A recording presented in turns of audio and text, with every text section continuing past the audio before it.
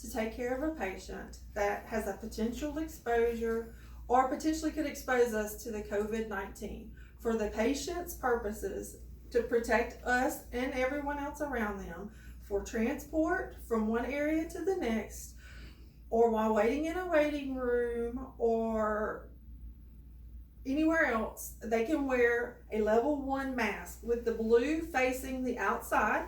You will put the mask on like this, wrap it around your ears, expand it to go under your chin, pinch it at your nose.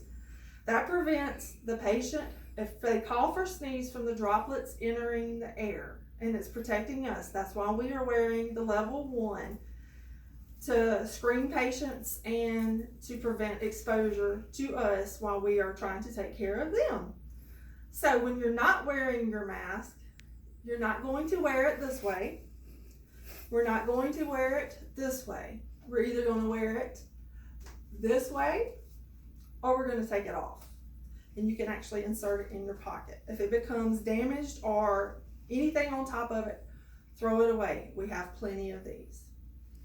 Okay, so if you have a patient that actually you're going to screen, or you're going in to take care of them because you are, they have the COVID virus, or they are being screened out for COVID, and you have to go in and take care of them, but you're just going in to do basic care, you're going to put on a gown, a yellow gown.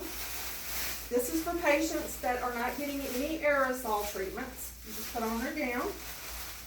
Please tie the gown just like this. Tie it front all the way. Make sure you tie it.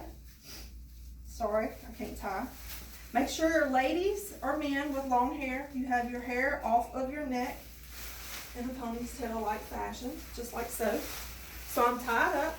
I'm going to put on my goggles. You can do it in the order that you care for, because right now everything is clean. I'm going to put on my gloves. And I want my gloves to come above my gown, the wrist of my gown, the cuff of my gown. Just like so. Even if you have a watch on, you want it to be above your watch, because you don't want any exposure to your skin. So now that I have my gloves on, for those patients that are actually, you're going to be treating one-on-one as that patient's nurse, the physician, or respiratory therapy, you need to apply your N95. And you have 2 rubber bands, so you put it on. I have to do it this way, sorry. This is just my way. Everybody gets it on. You should know what size N95 you wear. If you do not, you can get with our infection control department. Please forgive me because my glasses are fogging up. And you pinch it at your nose. You should not be able to taste or smell the air outside of your mask. This is to protect you from breathing in. But if your patient is breathing in any of their droplets or air that they're putting out, if they're sneezing or coughing, it should protect you. But if they're in a isolation room, you do not have to wear, you have to wear an N95, and the patient does not have to wear a mask other than transport. So, I've taken care of my patient. They're not getting any breathing treatments at this time with me, so I'm going to leave the room. Well, when I leave the room, first thing I'm going to do is I'm going to take off my gown. Most people pop it off like this. Roll it. You can take your gloves with it if you want to, but if you don't, I'm going to show you how to remove your gloves. You don't want to shake that gown no more than necessary. So if you're one of those people that don't take your gown and your glove at the same time, pinch the inside palm of your glove, let it go. Then you're going to take these 2 fingers or a finger and roll your gloves up. Okay, so I've removed those. So next thing I'm going to do is I'm going to go to the sink, turn on the water, and I'm going to wash my hands for 20 seconds. If you don't know what 20 seconds is, you can say your ABCs, or you can say happy birthday twice. Happy birthday to me, happy birthday to me, happy birthday to Tammy, happy birthday to me. You want to rub them vigorously on both sides. And then happy birthday to me, happy birthday birthday to me. Make sure you get your nails. You should be clipping your nails back. And then I'm gonna rinse my hands. And I'll already take a towel. Okay, towel. I'm gonna dry my hands.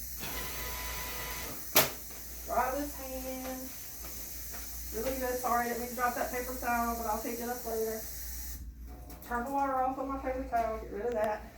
Next thing I'm gonna do, after my hands are good and dry, I'll put on some clean gloves. If I get them on my hands. Sorry, my hand's still wet. They're clean though. So I can touch the outside. Shoot, I tore my glove. Sorry, y'all. No editing, but what I do is I would get a brand new glove. So now that I have gloves on, I can take off my eye protection. I'm going to reach to the very back, take off my eye protection. Then I'm going to remove my mask without touching the front. I'm going to take and remove the rubber bands one at a time like this. And then we have these little fancy containers I should have already opened, so please forgive me the edit. I should have already had this open, so I shouldn't touch it with my dirty gloves. But I will take this, I'm going to hug it on the outside of here, and I'm going to close the container. That way I can use it again for my patient. You can leave it in the ante room or in a designated spot. I would not leave it on my cart, just because if you've done like me and you accidentally touched it, you would probably need to start over anyway because I have contaminated that container. But let's just say that I was able to do that without first breaking my glove, but second of all, not touching the container with my dirty gloves because I should have already had it opened and prepared. So those masks are good for one shift. If you have a patient that you are taking care of that we are pending a corona lab result, if that patient's in ICU or the ER, that mask is solely for that patient. But once you're done with that, then you can toss it. But if you're out, like our respiratory therapists that are going to give aerosol treatments, they need to use a new mask for each patient. Okay, so I don't have any more gloves. So if I'm going to go take care of a patient that is in need of an aerosol treatment, so I already have my container. I wouldn't open it with my hands like this, but I have actual. So if I'm respiratory or if I'm a nurse that's going to take care of a patient that actually has an aerosol, I can wash my hands before I go in for the 20 seconds, or I can hand sanitize for 20 seconds, or hand sanitize till it dries. Then we're going to wear this blue gown for aerosol patients that are going to get any kind of aerosol treatment. These are so fancy, I hope it fits. You have these little thumb holes. You don't have any more gloves, do you? I know. Damaged from, that's okay, I'll take it.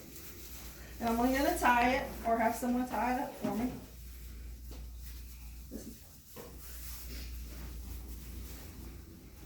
You got some small gloves? Okay. So I'm tied up in the back. I'm going to put my gloves on, just like I would for anybody else, above the sleeve. I like this because it does actually have a little hole in it. And then I'm going to don my goggles, put my goggles on, because I cleaned them afterwards. And then I'm going to put my face mask on. So see, when I stored it earlier, I had it over this. I'm going to pull this back without trying to touch the outside of that mask if it's a reusable one. But if it's my first time, then everything I've got on is clean.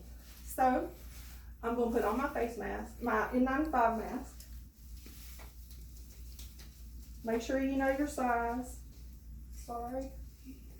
Ladies, make sure all your hair is up. Men, if you have a beard, you may need to shave it.